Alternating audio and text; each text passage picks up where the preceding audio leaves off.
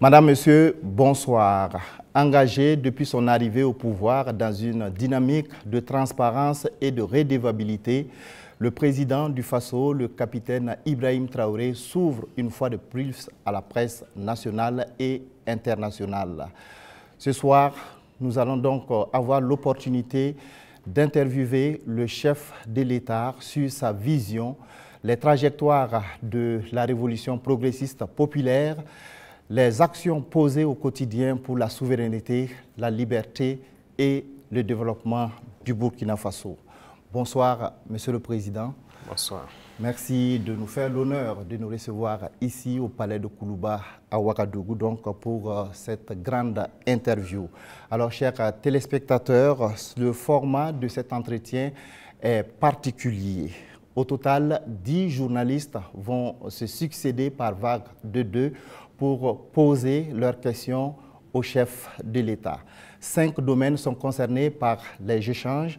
Il s'agit de la sécurité et de la défense, de politique et société, de la diplomatie et de l'AES, de l'économie et du développement, et enfin donc de la géopolitique régionale et internationale.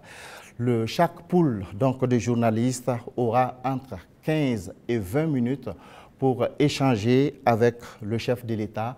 Mon rôle ce soir est celui de modérateur chargé de la police des débats.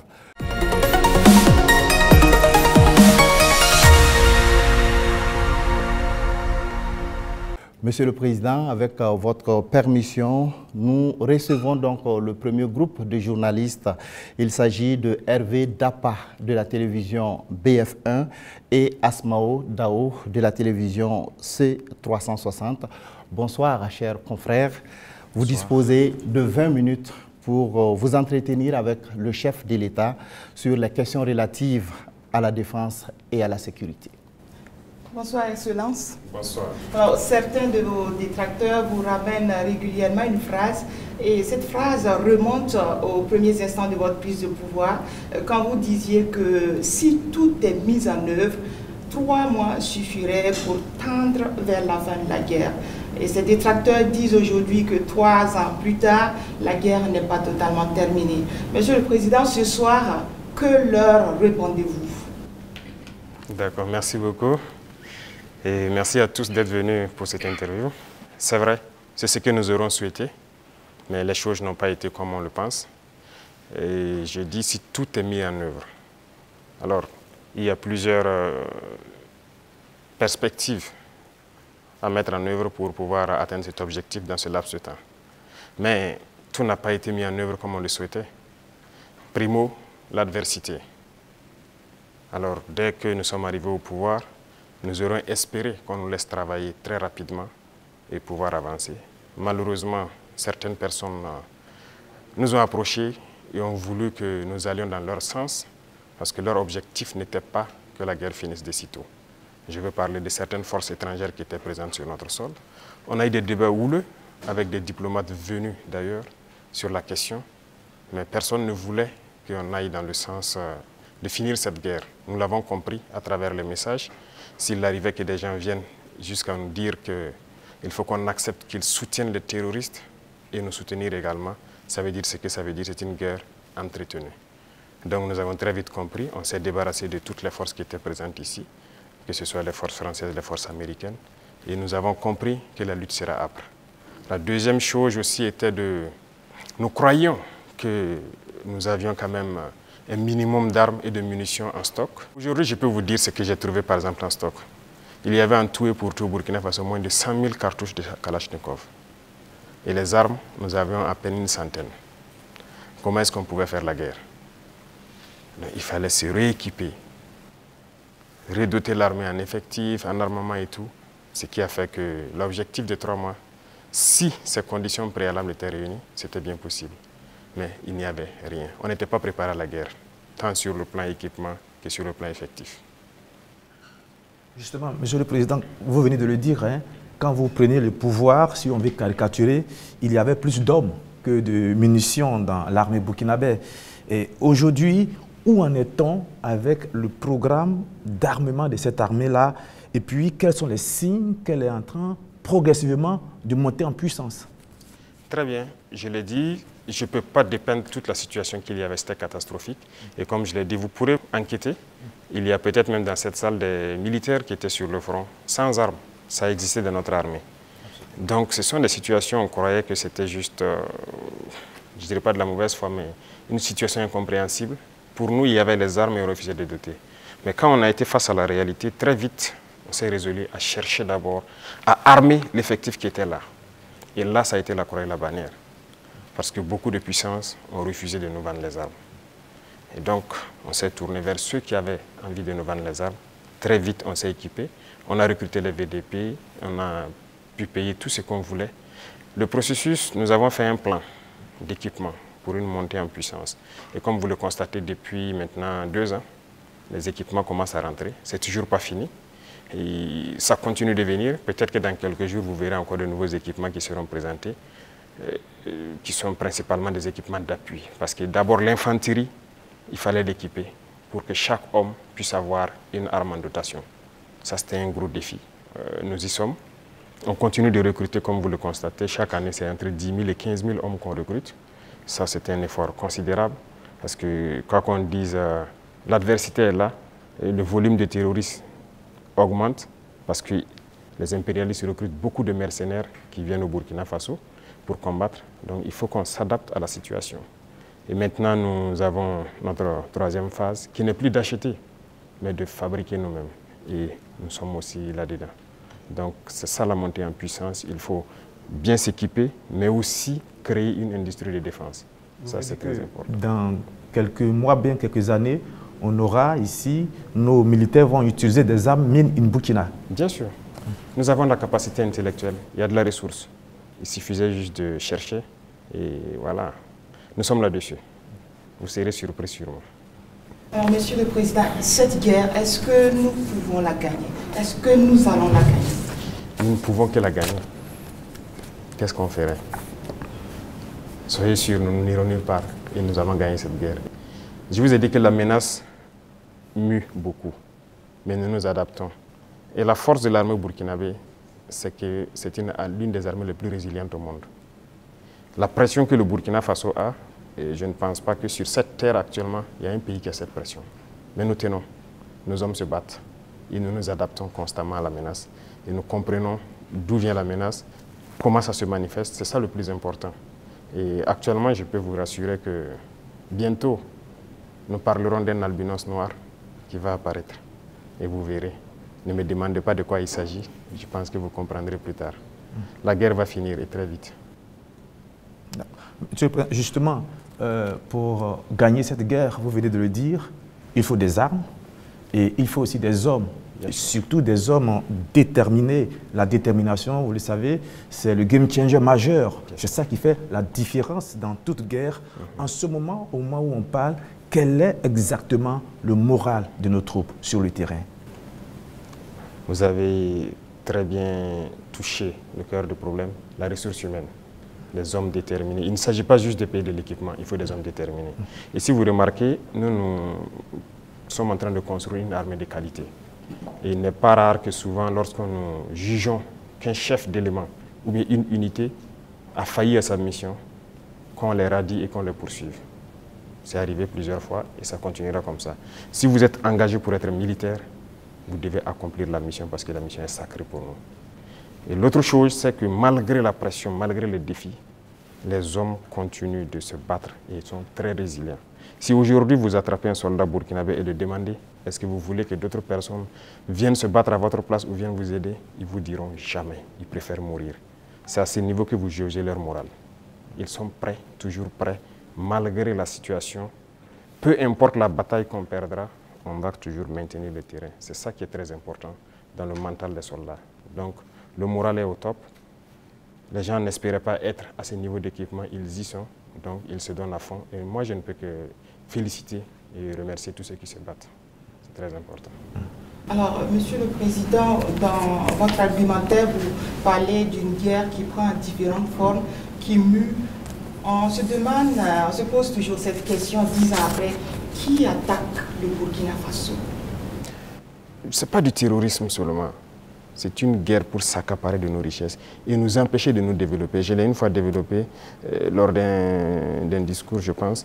Je disais que si nous, on arrive à exploiter convenablement notre sous-sol, à transformer ce que nous sommes en train d'exploiter ici, ce que nous produisons, il y aura un sous-emploi chez eux là-bas.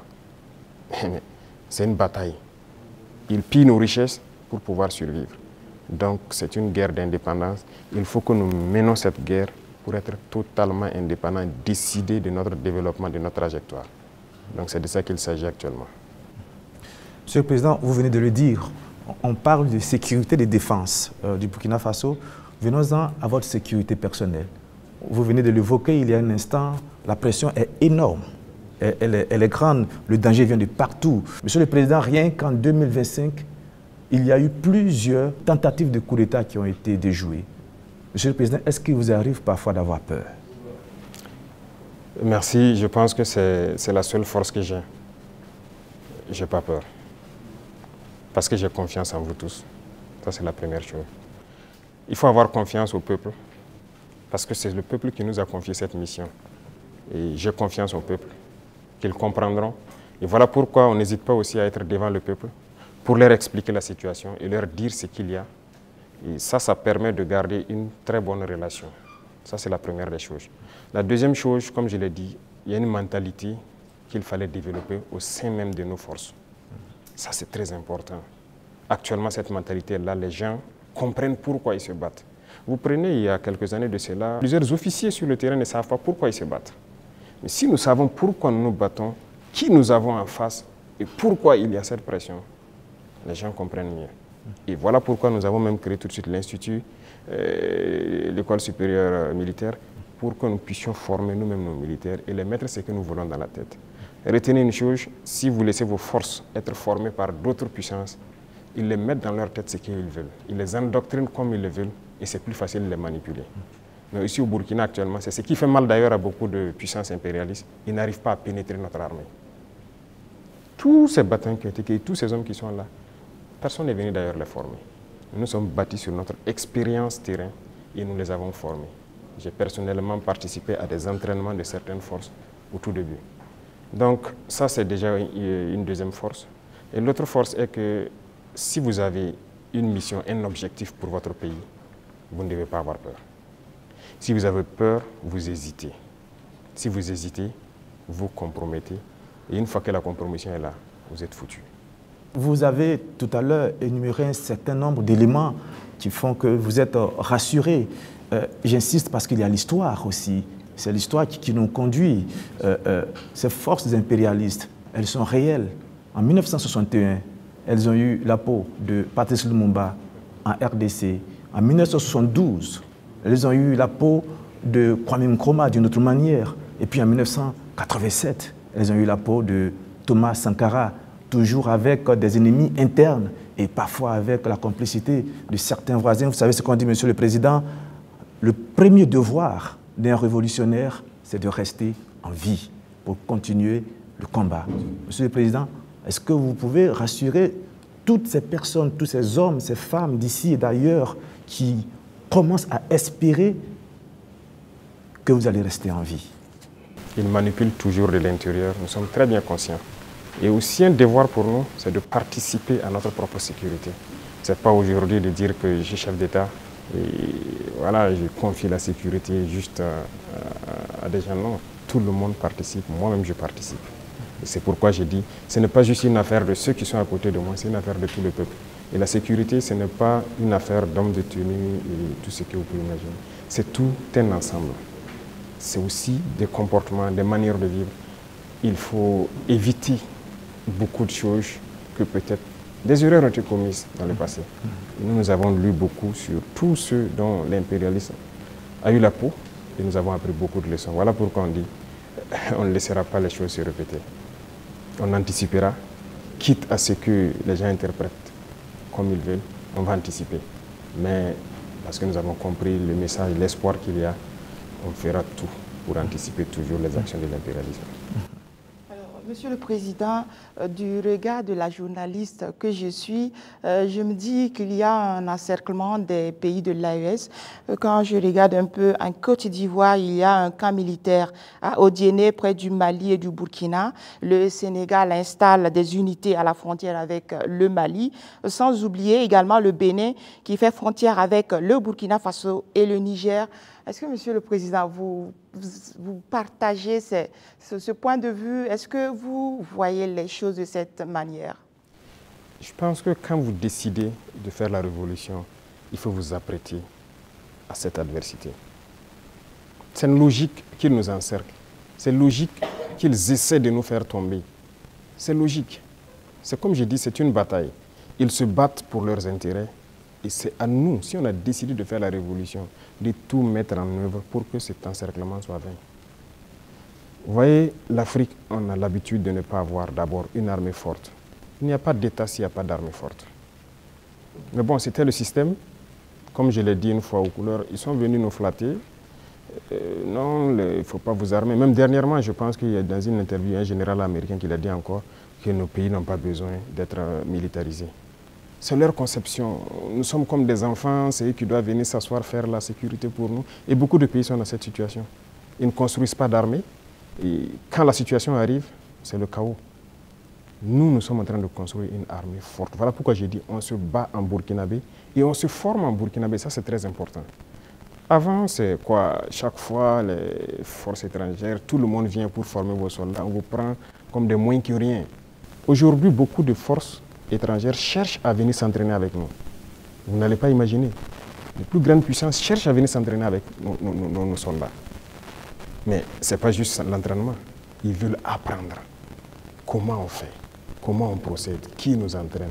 Mais personne aujourd'hui ne sait comment les birs sont formés, comment on les entraîne, comment on les équipe. Pourquoi nous on croit que c'est les autres qui doivent venir nous former? Ils n'ont pas créé quelque chose. Ils ont réfléchi. Nous sommes dotés de cerveau. Donc il faut une armée puissante pour faire face à l'adversité. Ils vont continuer à nous encercler. Parce qu'il y aura toujours en Afrique des États comme ça, des chefs d'État comme ça qui vont autoriser. Parce qu'ils ont les mains liées, ils trahissent toujours. Ils vont accepter toujours que les impérialistes viennent chez eux pour attaquer leurs propres frères. Ça, si vous acceptez la révolution, vous devez partir avec ce concept. Ça va exister. Donc on n'y peut rien. On fait avec, mais c'est à nous de nous préparer pour que l'encerclement soit nul, qu'ils ne puissent jamais atteindre leur objectif. C'est tout. Donc on fait avec. Tout récemment, la CEDEAO a tenu un forum des chefs d'état-major général des armées d'Afrique. Le Mali et le Burkina Faso n'y étaient pas, mais le Niger, si. On sent un manque de solidarité, vous qui êtes au sommet de l'État. Qu'est-ce que vous pouvez nous dire? Bon, pas un manque de solidarité. Retenez que c'est une confédération, ce n'est pas une fédération. Sur certains aspects, on fait beaucoup de choses, en tout cas en tandem, mais dans la charte, il est dit que des pays peuvent décider des relations et de ce qu'ils peuvent faire. On ne peut pas dire à tel pays de ne pas collaborer avec tel pays, non. On n'est pas à cette étape d'abord. On est en train de consolider la confédération sur les aspects, un bon nombre d'aspects de développement, de défense et de diplomatie. Et après, on va passer à la fédération. Ce sont des étapes. Donc, le Niger peut participer à des rencontres. La confédération, on ne se ferme pas. On fait des ouvertures, on côtoie tout le monde.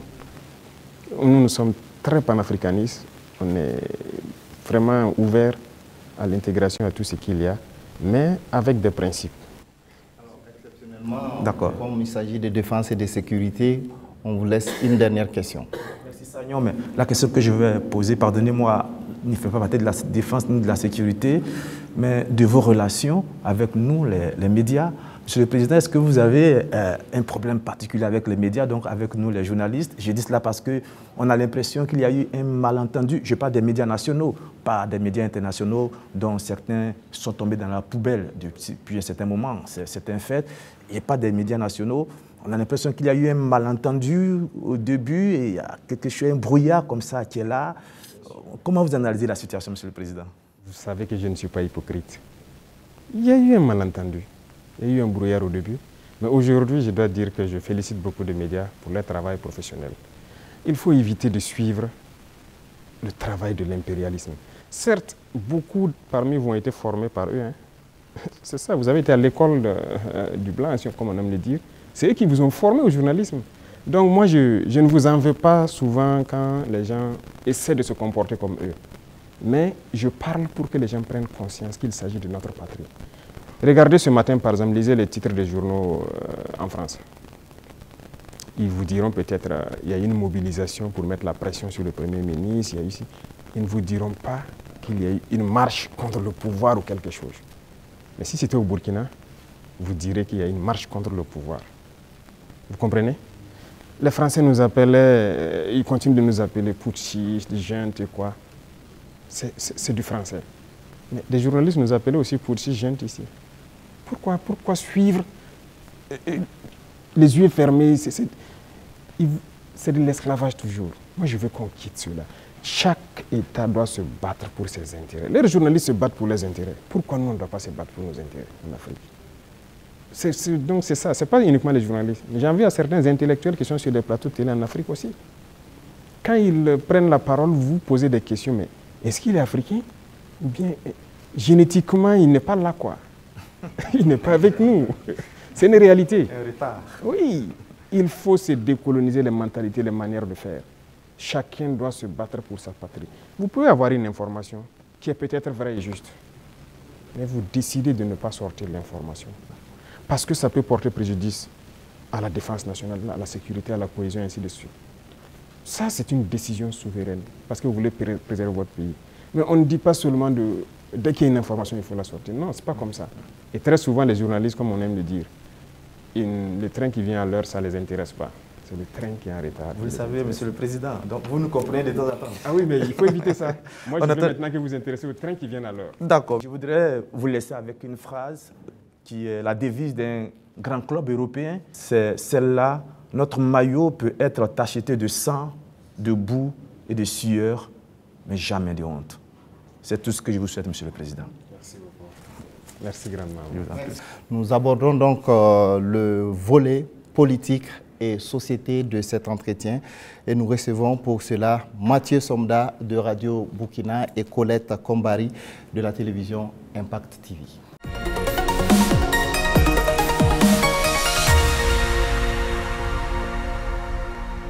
Bonsoir, chers confrères. Vous disposez également de 20 minutes pour échanger avec le chef de l'État sur la rubrique politique et société. Excellence, Monsieur le Président, 30 septembre 2022, 30 septembre 2025, bientôt 3 ans de gestion du pouvoir d'État. Quel bilan d'étape faites-vous en termes de mise en œuvre de votre vision et de votre orientation politique à travers la révolution progressiste et populaire? Il faut dire que nous avons pris le pays sur le volet sécuritaire avec une situation, mais aussi sur le volet économique, politique avec une autre situation. Retenez qu'il y avait beaucoup de réformes à faire. Tellement de réformes qu'on ne pouvait pas les énumérer en un coup. Et donc, nous avions une idéologie que nous avons commencé à mettre en œuvre, la révolution, jusqu'en avril dernier où on l'a proclamée officiellement. Et qui dit révolution, il s'agit de révolutionner tous les domaines de notre vie. Parce que on ne peut pas continuer à faire la même chose qui se passait et espérer avoir un autre résultat. Si nous étions dans la continuité, je pense que c'est mieux qu'on laissait les politiciens continuer leurs choses, mais nous avons voulu rompre. Et la rupture nécessite beaucoup d'engagement. Dieu merci, le peuple a compris, les gens ont compris qu'il fallait rompre. Que ce soit en termes de comportement, de pratique, que ce soit en termes de gouvernance, que ce soit en termes d'économie, de commerce et tout ce qui va avec. Et tous les jours, je peux vous dire qu'on continue de découvrir. Parce que le système qui était en place, moi j'aime caricaturer pour dire que c'est comme un gros nœud que nous avons trouvé. Quand vous défaites un autre apparaît. Quand vous défaites un autre apparaît. Donc il y avait beaucoup de maux dans notre société que nous sommes actuellement en train de résoudre. Et Dieu merci, je peux dire que plusieurs choses ont été lancées. Et le bilan, pour moi en tout cas, c'est satisfaisant, même si je pense qu'on peut faire encore plus d'efforts. Voilà. Et si vous souhaitez, domaine par domaine, vous pourrez me poser des questions, parce qu'il y a beaucoup de choses qui ont été entamées. Excellence, la révolution populaire progressiste, il y a eu des explications certes, mais les Burkinabés veulent davantage comprendre quel est le contenu de cette révolution. Le contenu exact, comme je l'ai dit une fois, je ne le dirai pas. Si vous permettez à tout le monde de connaître les détails de ce que vous voulez faire, on peut anticiper sur votre action. Mais nous avons dépeint voilà, les gros points pour que les gens puissent comprendre où nous allons. Alors, si vous remarquez, dans le modèle même de gouvernance, la lutte contre la corruption et la bonne gouvernance, il y a d'abord l'exemple que les gouvernants doivent donner. Et comme je dis, vous ne pouvez pas être là, une catégorie de Burkinabés, parce qu'on vous a confié des postes. Vous, c'est le choix entre les bons whisky et les bons champagnes, pendant que des femmes meurent en allant chercher l'eau à la rivière, elles se noient ou quelque chose, ce n'est pas possible. Donc il y a cette idéologie-là qu'il faut avoir pour pouvoir avoir une société de justice. Tout le monde doit pouvoir avoir accès, par exemple, à l'eau potable. Vous ne pouvez pas, vous, manger comme vous voulez, faire le choix des repas et jeter ce que vous voulez à la poubelle, pendant que d'autres ne peuvent pas avoir un seul repas. C'est ce qui nous a amené à lancer des initiatives dans l'agriculture, par exemple, parce que notre population est en majorité agricole. Mais pendant longtemps, on se rend compte qu'ils sont délaissés. Ce n'est pas nos terres qui sont pauvres, ce n'est pas qu'ils n'ont pas la capacité de travailler. Mais il fallait les donner aussi ce souffle-là, ce qui nous a amené à créer des initiatives. Aujourd'hui, je pense que le plus important pour moi, lorsque vous rentrez dans les campagnes et que vous posez des questions aux cultivateurs, ils peuvent vous dire que franchement, voilà, ils se sentent bien maintenant. Ils cultivent, il a de quoi se nourrir, et le surplus, il le revend. Généralement la Sonagest qui paye, qui fait un stock de sécurité. Et lorsque dans certaines zones ou dans certaines périodes, il y a des soucis, ils le ressortent, ils le vendent à prix bien subventionné, accessible de tous. Donc ça, c'est très important. L'idéologie de révolutionner beaucoup de domaines, quand on prend le domaine même des finances publiques, alors on est en train de digitaliser beaucoup de paramètres, avec beaucoup de difficultés, parce que les gens n'aiment pas ça. Bientôt, par exemple, on va lancer la facture électronique. Déjà, quand on a émis l'idée, mais beaucoup de grands opérateurs sont opposés à cela. Pourquoi ils ne veulent pas la transparence? Parce qu'on a habitué les gens à la tricherie, à voler. C'est comme une norme. C'est ce qui était installé, donc il faut changer tout ça. Sur le plan des infrastructures et beaucoup de choses, le domaine des marchés publics et tout ce qui va, c'était d'ailleurs le domaine le plus corrompu. Voilà, vous êtes un entrepreneur, vous venez nous voir, on vous donne le marché, vous surfacturez, et après on se donne quelque chose à l'arrière. C'est ça la règle d'or. Et donc quand quelqu'un même vient avec cette idée, vous êtes exclu d'office. On ne vous permet pas. Et si on laissait continuer dans cela, je ne pense pas qu'on puisse s'en sortir. On ne pourrait pas payer des armes, parce que, comme je l'ai dit, si vous ne faites pas des économies d'échelle, vous ne pouvez pas vous équiper. Vous ne trouverez pas une seule banque dans le monde où vous partirez prendre un prêt pour payer des armes. Ça n'existe pas. C'est avec vos fonds propres que vous pouvez vous équiper. En tout cas, nous, on n'a pas eu cette occasion. Et si quelqu'un en connaît, peut-être qu'on est preneur. Et tout ce qu'on est en train d'acquérir, je vous ai dit une fois le montant, ce sont des milliards de dollars. Hein. Comment on fait? Où on a puisé l'argent? Mais cet argent était là. Il fallait assainir le domaine des finances, le commerce et tout ce qui va avec. Et le fonctionnement de nos sociétés d'État, vous avez pu remarquer cette année les résultats de 2024 qui sont au-delà. 2025 est encore meilleur que 2024. Je prends le domaine des hydrocarbures où dès 2023, nous avons fait d'énormes progrès. Avant, c'était des subventions de l'État. Ça veut dire qu'on collectait encore des impôts pour subventionner la société, pour payer le surplus, le manque à gagner et tout ça. Mais maintenant, la société n'est plus dans cette situation. On a épongé toutes les dettes de la société et elle commence à faire des marches. Mais c'est parce qu'il y avait la corruption dans le milieu. Donc il y a tellement de situations, je ne peux pas tout citer. Et donc il faut révolutionner ce domaine aussi par la digitalisation et tout ce qui va avec. L'administration en gros, tout est en train d'être digitalisé pour que les gens n'aient plus accès à l'argent liquide qui circule et que les choses soient transparentes. Vous qui demandez le service, vous savez à quoi ça correspond et vous savez où votre argent part. Les infrastructures, vous êtes témoins aussi, qui sont vraiment un problème crucial. On est en train de révolutionner tout. Donc c'est l'esprit comme ça, de changer de paradigme, faire ce qu'on n'avait pas l'habitude de faire. Donc comprenez ça par cette phrase. Excellence, Monsieur le Président, on est entré dans la révolution progressiste et on y va. mais il y a cette tranche de la population, le politique, qui œuvrait avant. Quelle peut être la place donc de ce politique actuellement dans cette révolution? Je ne vais pas être hypocrite encore. Si c'est cette mentalité politique, ils n'ont pas de place dans la révolution. C'est opposé. Regardez comment le Burkinabé était. Puisque pendant 27 ans, bon, plus de 27 ans de règne de Blaise et même le pouvoir du MPP, ça continue dans la même politique. Et cette politique, notre génération est née dedans. Donc on est né et les gens ont grandi avec une mentalité. Si tu ne connais pas quelqu'un, tu ne peux pas avoir accès à certains services. Ce qu'on appelle les deals. Tout le monde a évolué avec cet esprit de deal, de corruption, de tout. C'est dangereux, mais c'est la politique qui a mené ça. Parce qu'il y a des entrepreneurs politiques, vous avez entendu parler de ça. Les jeunes qui se lèvent parce qu'ils savent parler, ils savent flatter. Et c'était quoi la politique? C'est quoi la politique en Afrique? Il faut dire la vérité. Quelqu'un qui a l'art de mentir, de tromper, de flatter. Vous voyez, tous les vices. Si vous regroupez tous les vices, vous êtes un bon politicien. C'est la réalité. Nous, au village, quand on voit quelqu'un qui est un trompeur, il ne dit pas la vérité, on dit, lui, là, c'est un politicien. C'est comme ça qu'on disait. Donc, il faut que cette mentalité change. Beaucoup ont changé. Beaucoup ont compris, ont changé et marchent avec nous.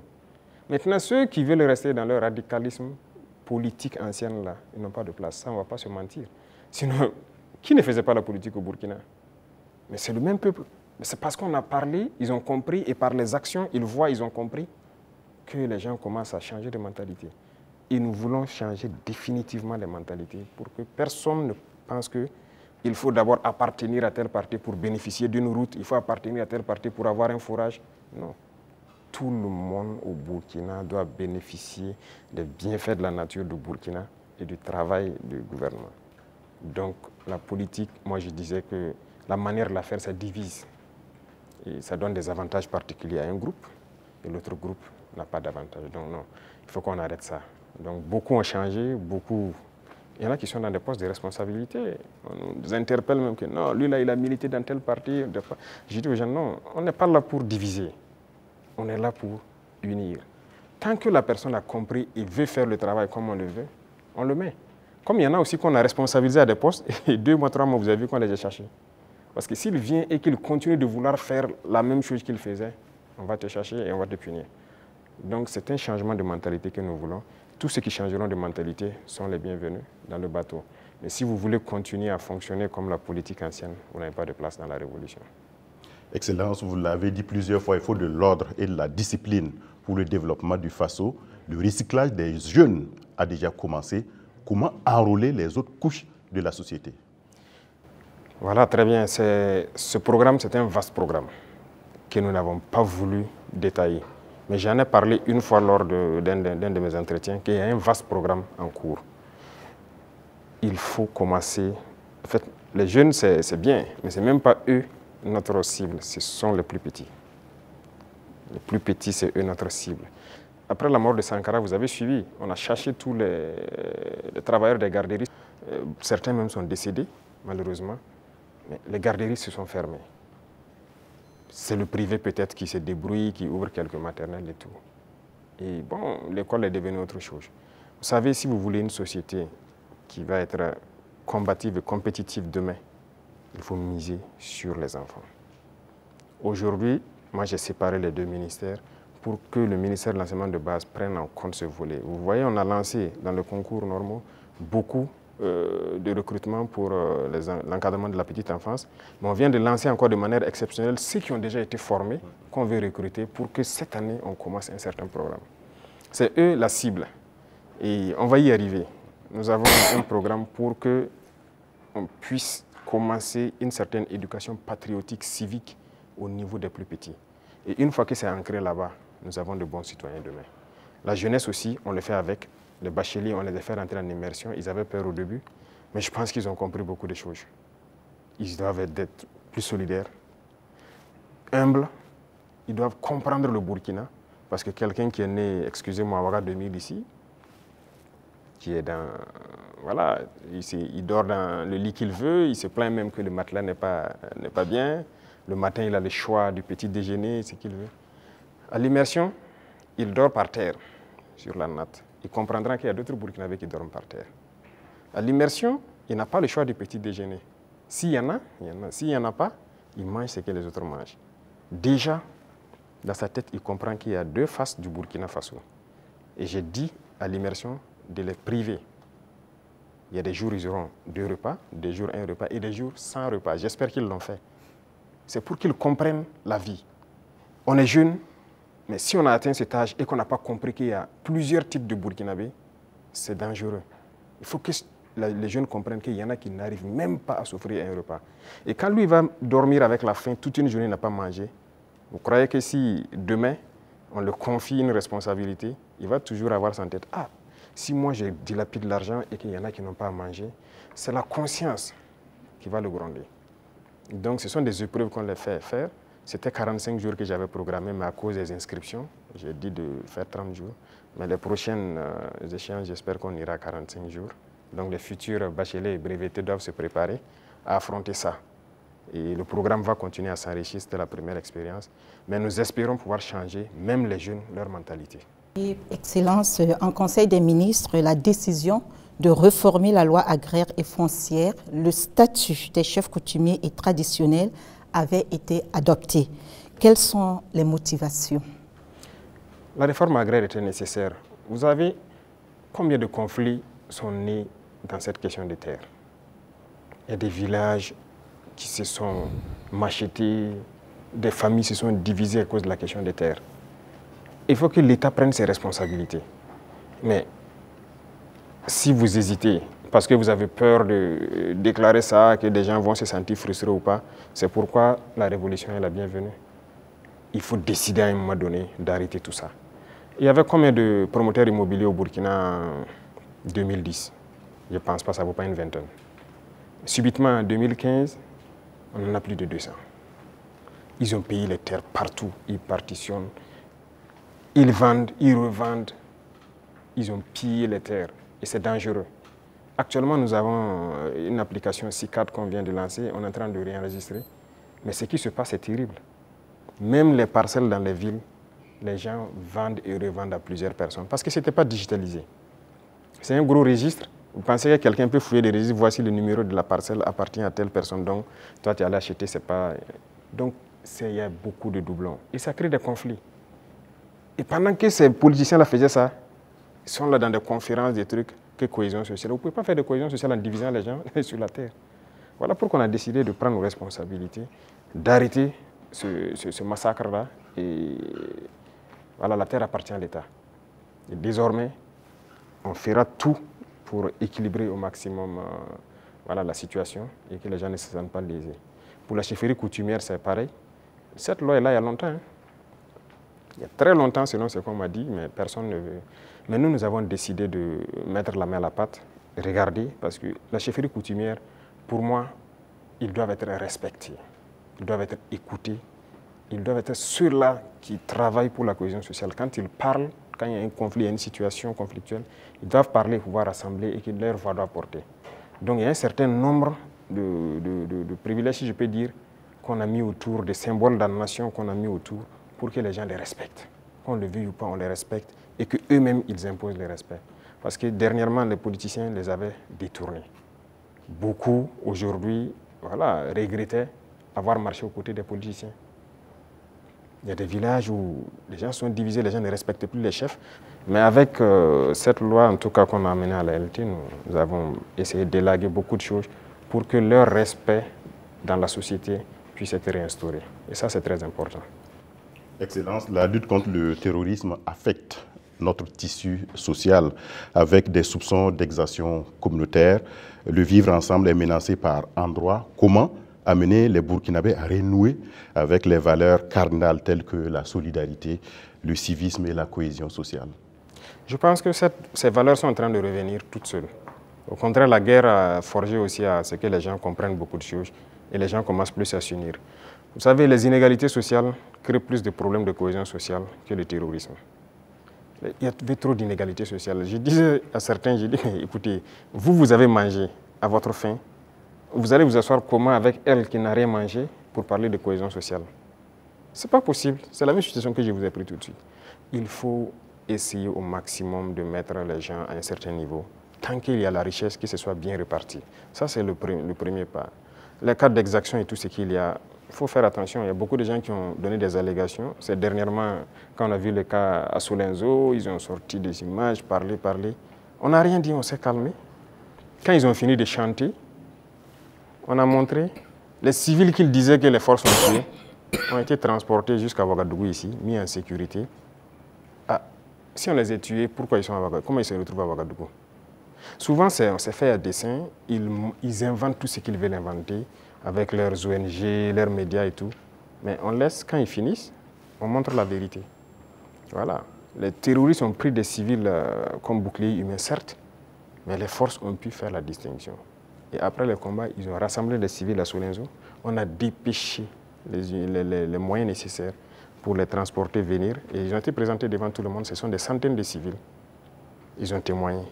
Donc, il faut qu'on fasse attention aux récits de certaines personnes qui veulent juste développer des thèses. Et leur objectif, c'est de nous diviser. Mais nous, on ne doit pas tomber dans ce piège-là. Voilà. Excellence, on a constaté cette année une reprise du dialogue social entre le gouvernement et les syndicats après plusieurs années d'interruption.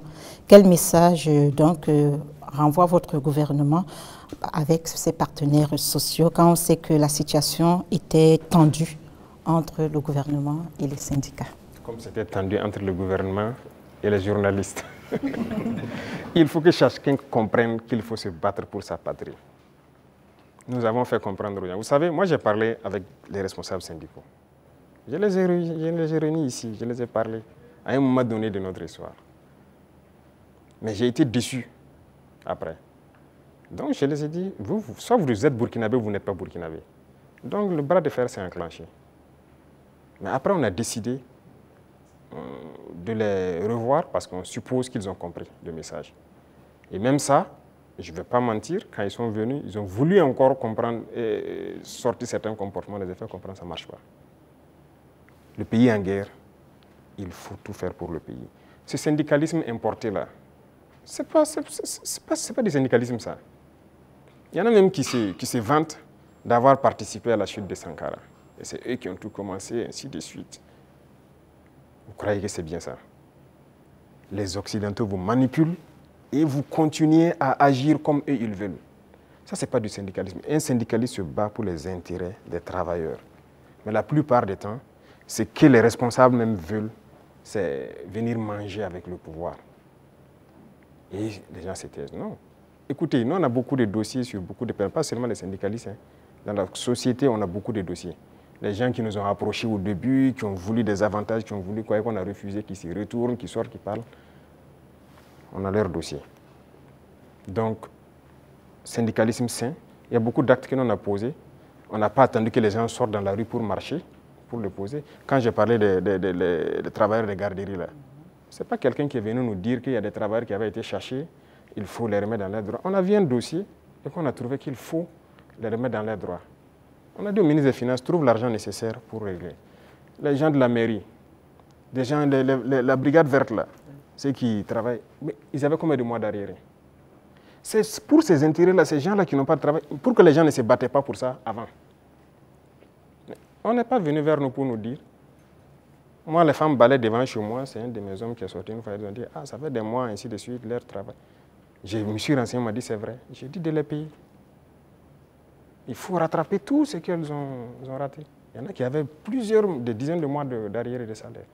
On a sorti le dossier et on a décidé de rattraper tout ça. Donc, il faut qu'on fasse du syndicalisme sain. S'il y a un problème, qu'on nous approche et qu'on nous explique. Si on peut résoudre, on vous dira on peut le faire. Si on ne peut pas, on vous dit bon, pour l'instant on ne peut pas, mais on pourra le faire dans tant de temps. Mais il y a un problème, on rassemble les médias, on parle comme on veut. Ah, j'espère qu'ils trouveront la solution avec vous.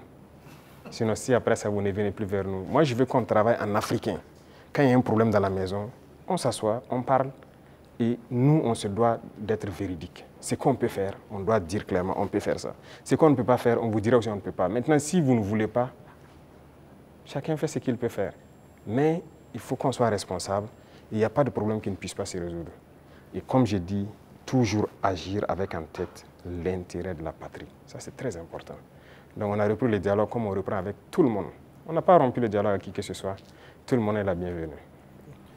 Merci, chers confrères. Le temps imparti donc à cette rubrique est arrivé à échéance et même largement dépassé. Nous disons merci donc pour cette série de questions consacrées au volet politique et société.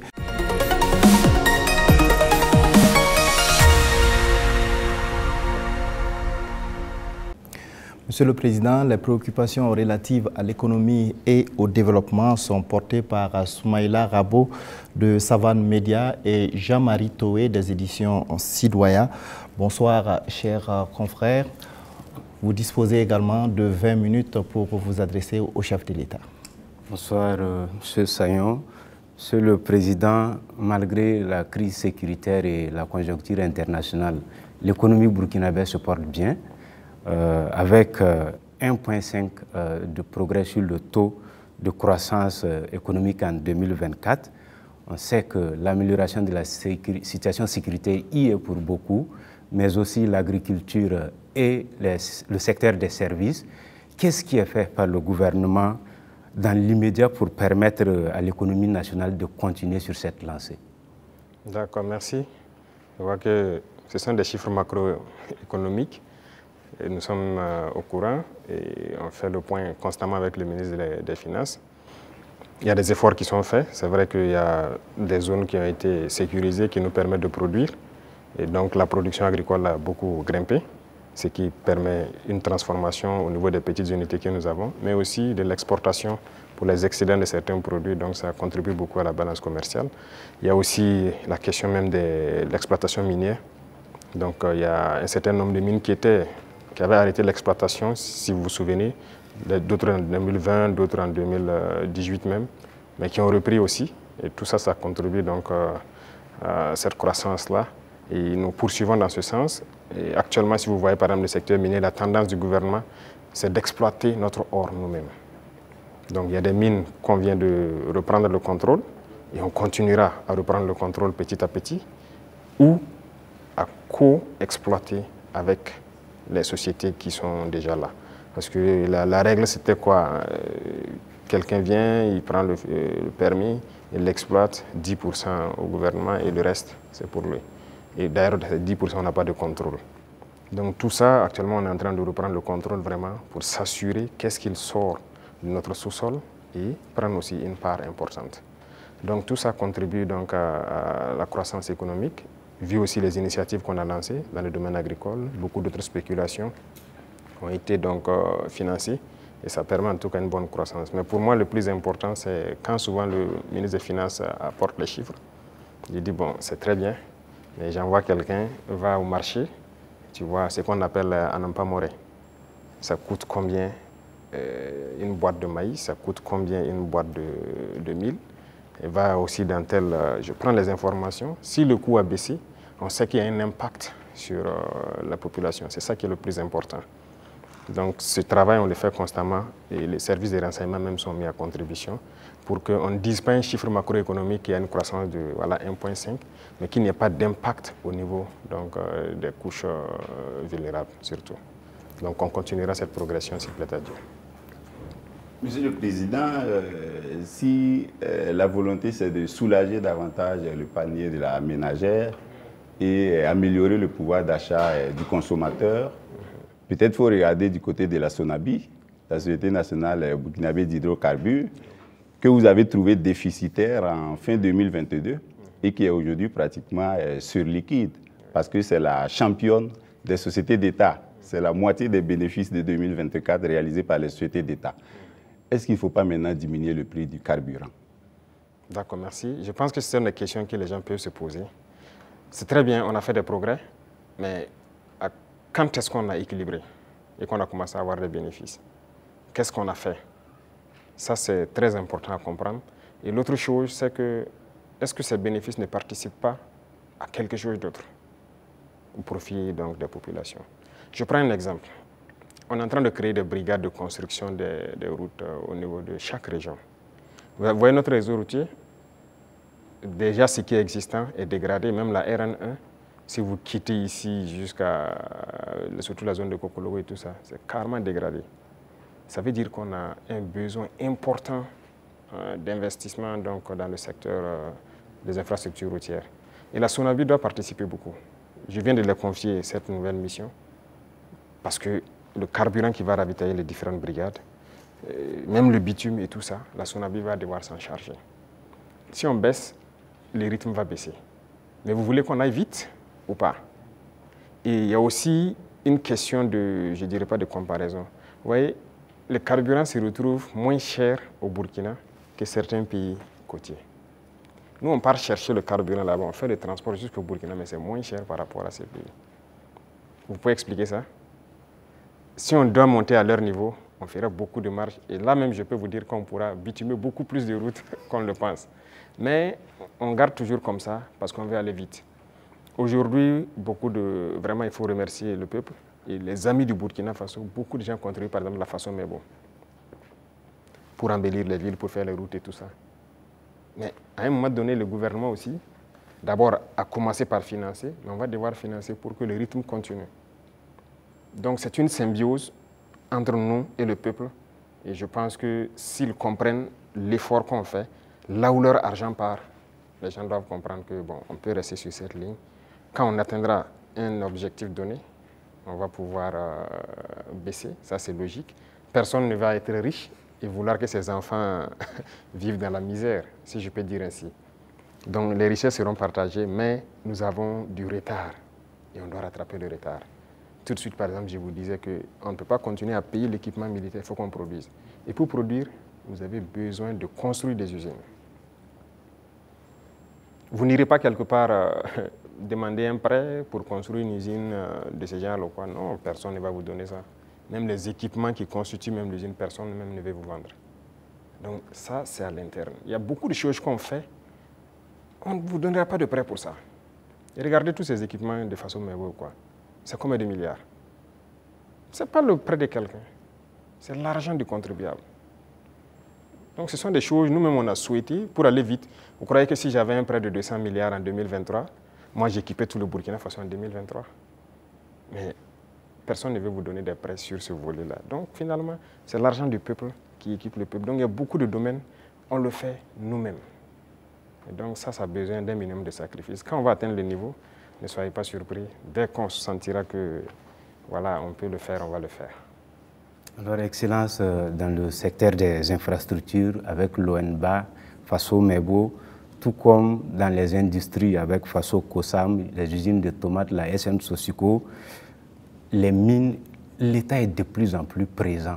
Est-ce que l'État n'est pas en train de se substituer au privé? Ah, ça c'est une très bonne question. Alors, il faut faire un choix. Ça, c'est une chose. Et l'autre chose, il ne faut pas voir ça comme ça. Le privé a toujours des domaines d'activité. Mais il faut avoir cette capacité de s'adapter. Il y a des choses qui doivent revenir à l'État. Mais c'était donné au privé. Pourquoi? Bon, nous, on n'a pas d'élection à financer, on n'a pas de compte à ouvrir ailleurs pour sécuriser quoi que ce soit. Ça ne nous intéresse pas tout ça. Donc, ça fait que nos rapports avec le privé sont de plus en plus sains. Chacun fait ce qu'il doit faire, paye ses impôts qu'il doit payer. Et nous les disons chaque fois de s'adapter. Quand on prend le secteur minier, moi j'ai rassemblé les opérateurs, je les ai dit, investissez dans les mines. Beaucoup n'ont pas compris. Il y a un en tout cas qui a commencé à investir. Et je pense que dernièrement, je l'ai reçu, on a dit que moi je l'ai ouvert les yeux, qu'il ne savait pas qu'il y avait l'argent là-bas. Pour lui, c'est l'import-export. Il dit l'import-export, vous ne faites que sortir nos devises. Et le peuple ne travaille pas. Ça, c'est un exemple. Donc, il est en train de se muter un peu. Moi, le ministre de l'Agriculture, vous vous souvenez, il a fait des sessions à Bobo, il a rassemblé les opérateurs économiques quand on voulait lancer les Bagré-Pôles et tout ça, la relance de l'activité, l'offensive. Mais je peux vous dire aujourd'hui, personne n'a investi. J'ai dit d'accord, j'ai fait faire le point de bilan de l'offensive, puisque nous sommes en 2025, au ministre, et la part que le privé devait prendre pour investir dans nos pôles de croissance, Je lui ai demandé quels sont les privés qui ont pu investir dans la terre et tout ça. Il dit personne. C'est ceux qui étaient déjà dedans, les producteurs de semences, ces trucs qu'on a d'ailleurs encouragé, les coopératives, c'est eux qui ont continué. Mais les grands opérateurs, je lui ai dit, oui, il ne faut personne. Il dit, d'accord, très bien. Ne soyez pas surpris que demain je dise, personne ne prendra de l'argent pour amener à l'extérieur pour payer du riz venir. Vous investissez pour cultiver le riz. Il faut savoir muter. Il faut savoir s'adapter à l'idéologie de ceux qui dirigent. Donc le secteur privé aura toujours quelque chose à faire. Mais il faut s'adapter au contexte. Parce que si on laisse tout aux mains du privé, il n'y aura pas de pays. C'est ce qui était déjà là. Quand on prend le CCVA, lequel d'entre vous n'a pas de véhicule qu'on contrôle? Vous osez prendre votre véhicule rouler sans visite contrôle technique? La police va vous arrêter. La police, c'est qui? C'est le peuple qui paye, c'est ceux qui sont mandatés pour faire cette police par le peuple. Si la police doit contrôler des véhicules pour vous obliger à prendre la visite technique, et cette structure appartient à une privée, a été privatisée. De l'argent, je dirais gratuit, privatisé. Vous trouvez ça normal? La Sosuco, c'était privatisé. Beaucoup de sociétés sont privatisées. Mais ça peut faire rentrer de l'argent pour l'État et que l'État doit travailler pour tout le monde. Si vous privatisez tout, on fait quoi? L'État gagne l'argent où? On ne veut pas construire notre pays? On veut rester comme ça, dans ce qu'on connaît là? Nous, on veut construire. On veut produire, on veut que tout le monde vive bien et en paix. On veut voir nos enfants dans d'autres types d'écoles. On veut que notre pays se développe. Et pour ça, l'État doit être responsable et prendre ses responsabilités dans certains domaines. Même le secteur des mines, on est en train de racheter. Il y a les deux premiers mines qu'on a décidé de racheter, ce n'est pas qu'on a retiré, on a racheté. Et vous avez suivi, c'est près de 100 milliards. Mais c'est l'État qui a payé pour racheter ces mines. Et c'est nous exploitons maintenant. Et on fera comme ça. Même les parts que j'ai dit qu'on va prendre, on va racheter des parts. Il faut que l'État soit fort. Si l'État n'est pas fort, vous n'avez pas de pays. Ça, il ne faut pas se leurrer. Le capitalisme ne peut qu'être sauvage. Si vous laissez le capitalisme se développer à un certain niveau, finalement, vous allez vous perdre. Vous, si vous faites une industrie tout de suite pour fabriquer je ne sais pas quoi, vous voulez faire du profit. Au début, vous pouvez mettre une usine qui emploie peut-être 500 personnes.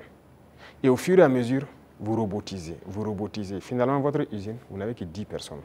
Devant un ordinateur qui travaille. Les 490 sont au chômage. Nous, on est contre ce système. On régule aussi. Certes, digitalisé, mais une certaine robotisation, on est contre.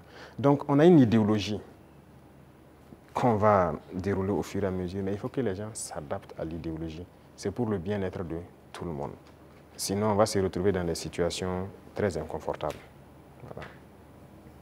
Monsieur le Président, est-ce que ça veut dire que vous attaquez à l'économie de marché, qui est enseignée aujourd'hui en sciences économiques et avec lequel les systèmes, les jeunes économistes grandissent? Parce qu'aujourd'hui, l'État vend du yaourt à travers Faso Kosam. Vous avez annoncé les Fasoyards. On se demande quand vous allez ouvrir les premières boutiques. Tout ça, vous prenez progressivement la place du privé. On ne sait pas quand ça va s'arrêter. D'abord, j'ai dit au ministre de l'Enseignement supérieur de me changer. D'abord, la carte universitaire a changé, mais le curricula de changer tout. Pourquoi on doit forcément apprendre leur manière de faire l'économie? On n'est pas en mesure de créer.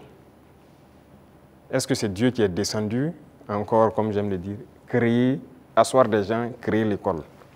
Ce sont des gens qui ont inventé, qui ont créé des concepts et qui ont créé l'école. Ce sont les êtres humains qui ont créé l'école.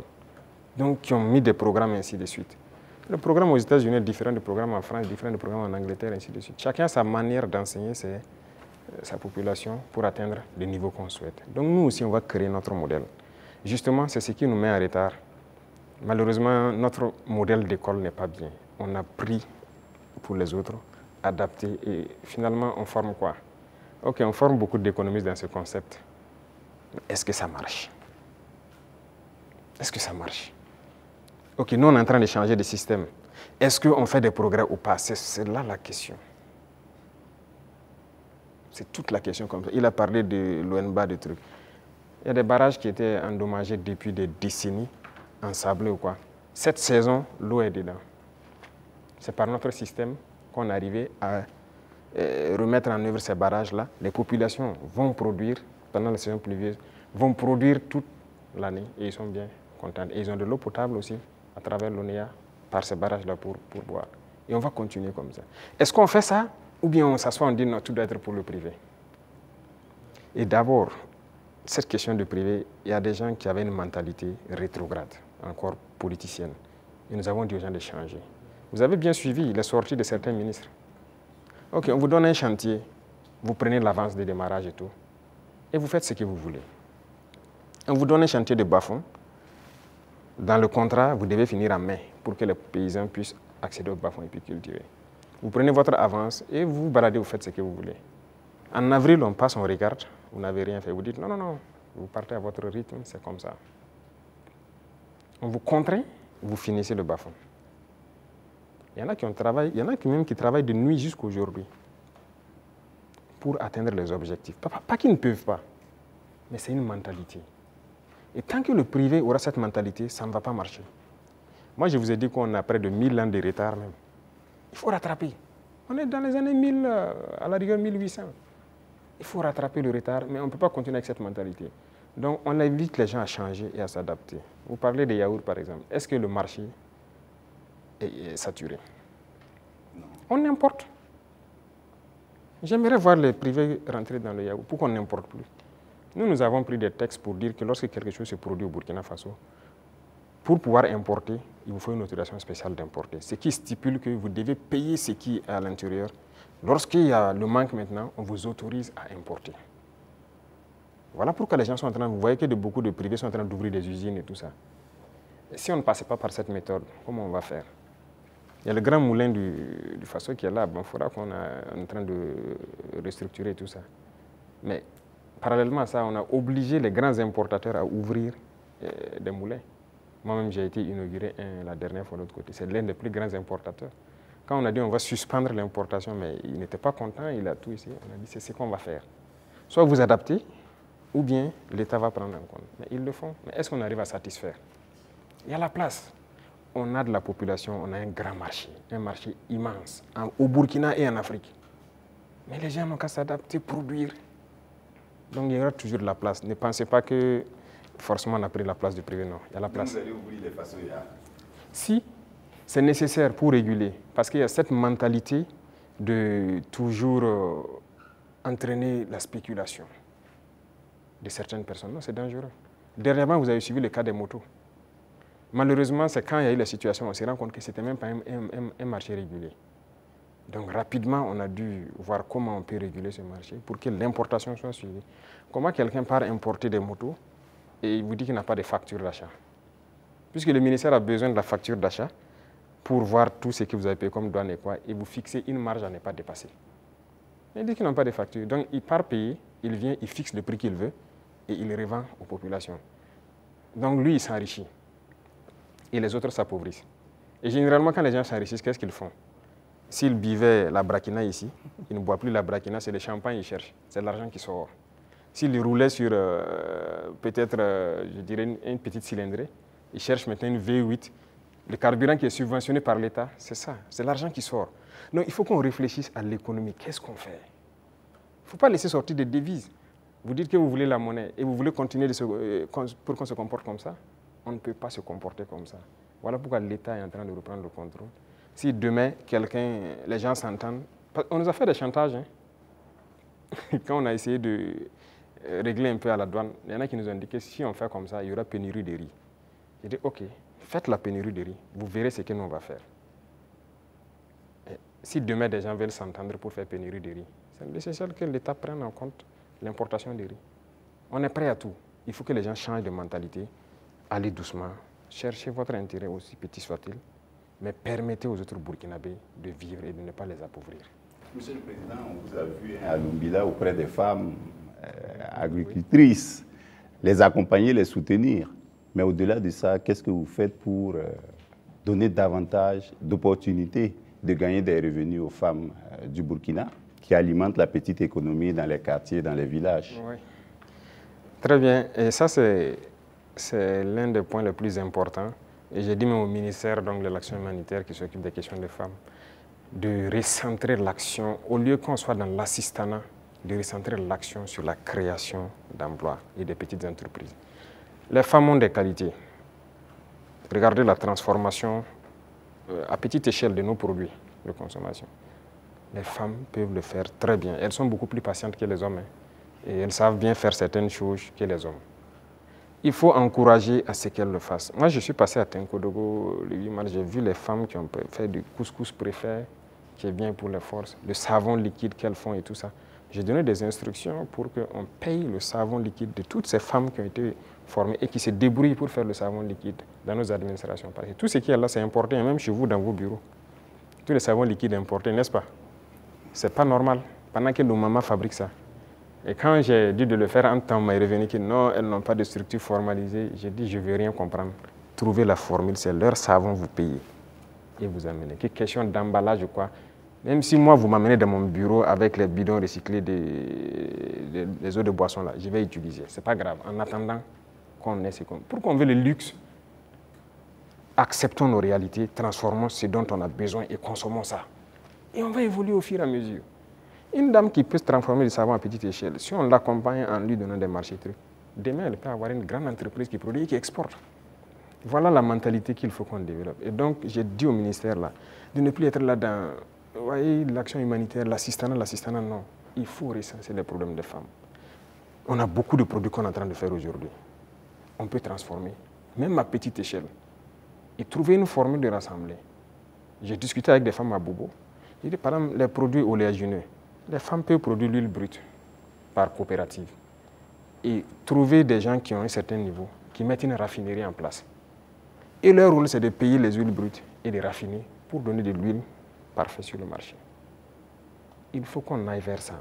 Mais si on s'assoit, bon, je n'ai pas la capacité de faire l'huile et puis la raffinerie coûte cher, tout le monde n'est pas obligé de faire la raffinerie. Mais on peut organiser pour que... Voilà. Donc dans plusieurs domaines, c'est ce qu'on est en train de vouloir développer et permettre aux femmes vraiment de mettre en œuvre tout ce qu'elles savent faire. Donc c'est une politique qui est enclenchée et je crois que vous allez voir les résultats. Soumaïla Arabo, Jean-Marie Toé, ce serait donc la dernière question. Merci à vous donc pour vos différentes préoccupations adressées au chef de l'État.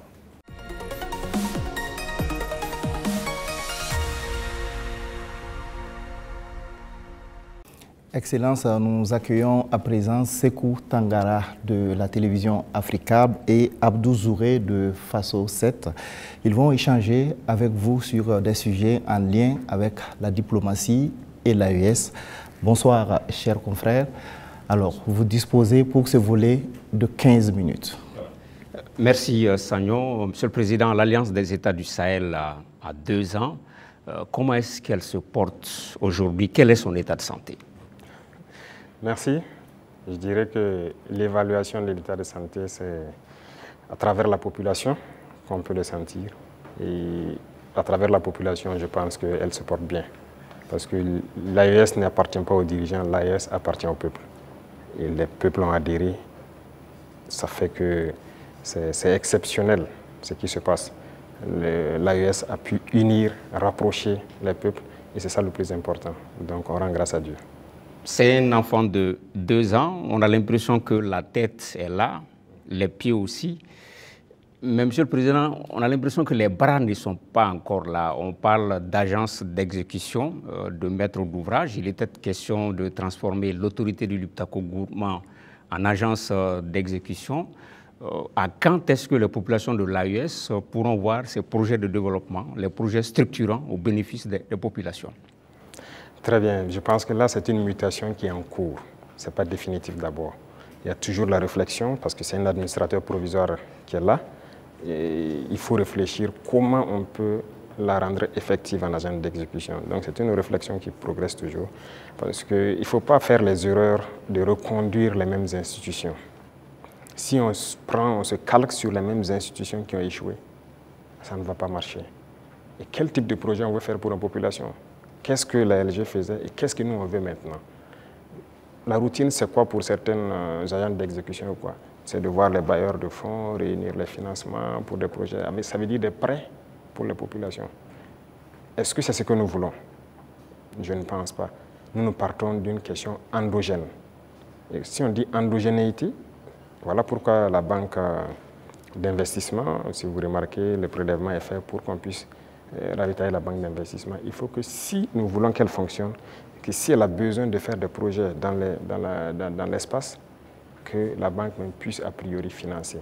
Mais si c'est pour constituer une agence et repartir chez les mêmes impérialistes pour aller se mettre à prêter l'argent pour certains projets, peut-être qu'ils n'ont même pas la même vision que nous, ce n'est pas évident. Donc la réflexion est toujours en cours, ce n'est pas définitif. Monsieur le Président, l'AES c'est aussi la lutte contre le terrorisme. Aujourd'hui, où en sommes-nous avec la force conjointe et quelles sont les actions fondamentales qui ont été posées sur le terrain? Alors, la force conjointe, nous avons fait l'architecture comme vous avez pu le voir. Le poste de commandement est installé à Niamey. Et actuellement, il s'agit d'équipement des premières unités. Par exemple, le Burkina Faso, le premier bataillon est prêt. Et les équipements aussi de ce bataillon sont là. Et nous sommes en train de former le deuxième bataillon qui, peut-être dans 2 mois, comme ça, seront prêts. Et chaque pays, le concept est que chaque pays commande les équipements. On a arrêté un format d'équipement que chaque bataillon doit avoir. Donc, il faut les commander pour qu'on puisse les armer. Et comme je l'ai dit, jusque-là, on ne fabrique pas certains équipements. On est obligé de commander. Et vous voyez comment le monde est fou. Tout le monde prépare la guerre. Vous pouvez commander aujourd'hui un équipement, on vous donne 4 mois, 6 mois, 8 mois, souvent même des années. Donc on est obligé de faire avec. Et qui de force conjointe, ça demande une communication importante. Et donc vous comprenez toute la logistique en termes de transmission qu'il y a derrière. Il faut que ce soit parfait. Donc voilà pourquoi on ne précipite pas les choses. Déjà, il y a beaucoup d'opérations qui se mènent de façon conjointe. Donc c'est déjà le début de la force. Peu importe la situation qui se passe entre nous, le Niger ou du côté du Mali, nos forces arrivent à déjà coordonner pour travailler. C'est ça le plus important. Okay. Quand on regarde, pour rester sur la force conjointe, quand on regarde la photographie de l'AES, la Confédération est entourée par des pays avec lesquels souvent il y a des frictions diplomatiques. C'est-à-dire quand on prend le Niger, il y a des frictions avec le Bénin, le Mali, il y a des frictions avec l'Algérie, le Burkina, même si on ne le dit pas, des petites frictions souvent avec la Côte d'Ivoire. Comment transformer justement ces frictions diplomatiques en opportunités opérationnelles pour lutter contre le terrorisme, Monsieur le Président? C'est ce que j'ai dit. Vous voyez, c'est autour de l'AES. Si nous connaissons la menace qu'il y a autour de nous, l'opportunité, la seule opportunité à saisir, c'est de développer des armées très fortes et d'essayer de nous développer. C'est la seule opportunité. Sinon, l'adversité, on va toujours l'avoir. Ce n'est pas comme ce que vous avez cité, c'est réel. C'est réel. Mais qu'est-ce qu'on peut bien faire? Le problème en Afrique, très souvent, ce sont les dirigeants. Ces frictions diplomatiques, c'est pas entre, moi je n'aime même pas dire les frictions entre les États. Il n'y a pas de friction entre les 2 pays ou quoi. Il y a friction entre les dirigeants des pays. Est-ce qu'entre armées de l'AES et ces pays-là, ça coopère, ça se renseigne, il y a la collaboration? Bon, pour certains cas, je ne sais pas, mais je prends par exemple le cas de... Même avec le Bénin, nous, on n'a pas les mêmes approches en termes de terrorisme. Je prends par exemple le cas du Bénin. Moi, avant d'aller à Moscou la dernière fois, en mai, un jour, j'étais là, il y avait une menace qui planait sur un détachement au Bénin. Mais les militaires n'attendent pas de monter au niveau politique ou quoi que ce soit pour certaines choses. Ils ont contacté nos forces à l'Est, qui ont confirmé en tout cas la menace. Ils ont demandé si on pouvait faire quelque chose. Moi, j'étais encore là, c'était un samedi, je me souviens. J'ai ordonné à nos appareils d'aller survoler et voir ce qui se passe, parce qu'ils ont intercepté les communications de regroupement. Effectivement, les drones sont arrivés à la frontière, ils ont vu que les terroristes se regroupaient pas loin de leur base. On a frappé et on a avorté l'attaque. Ce n'est pas une fois, ce n'est pas 2 fois. Vous voyez, les forces coopèrent. C'est ça l'esprit militaire. Un bon militaire, la menace d'abord, il y a une menace commune. Mais maintenant, c'est souvent au niveau, comme je l'ai dit, au niveau des dirigeants, beaucoup n'ont pas compris. Ils sont là dans des guerres inutiles. Mais le plus important, la menace est commune. Si quelqu'un croit qu'il peut se soustraire de la menace, il se trompe. Donc on coopère. Les militaires coopèrent. Vous avez dû voir, par exemple, nous et les dirigeants ivoiriens, il ne faut pas se mentir, ça ne va pas. Mais vous avez dû voir nos militaires, très souvent même, qui se retrouvent, qui s'assoient ensemble à la frontière, qui causent. Voilà, ça fait partie. C'est l'occasion de parler des 6 éléments du Dara. Où est-ce qu'on en est? On a entendu les autorités lors d'une conférence de presse, ils en ont parlé. Au niveau du Burkina Faso, comment est-ce que ça se passe? Qu'est-ce qu'ils ont dit? Ils ont franchi la frontière, ils ont été interpellés. Ils sont là. D'accord. Chaque fois que quelqu'un franchit la frontière, il rentre, mène des actions. Que si ce sont des civils, généralement, c'est qui rentrent, qui posent des questions, qui font des enquêtes. Ça, c'est de l'espionnage, en fait. Donc, c'est logique qu'on les arrête et qu'on les entende. C'est comme avant ça, il y avait des gendarmes qui avaient franchi en armes. C'est arrivé 2 fois, il y avait 6 et 2 entre-temps. On les avait arrêtés, on les avait amenés jusqu'à Ouagadougou avec les armes, on les a auditionnés. Mais un jour, le ministre de la Défense m'a dit que son homologue l'a appelé et plaidé si on peut les libérer.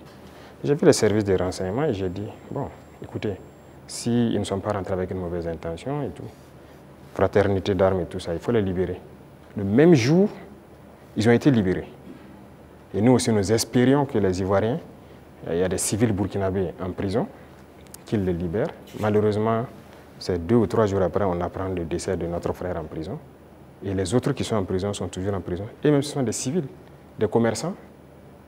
Écoutez, ça, c'est pas de la bonne collaboration. Donc, pour les 6 éléments, on attend. On n'a rien reçu d'abord comme approche ou quoi que ce soit.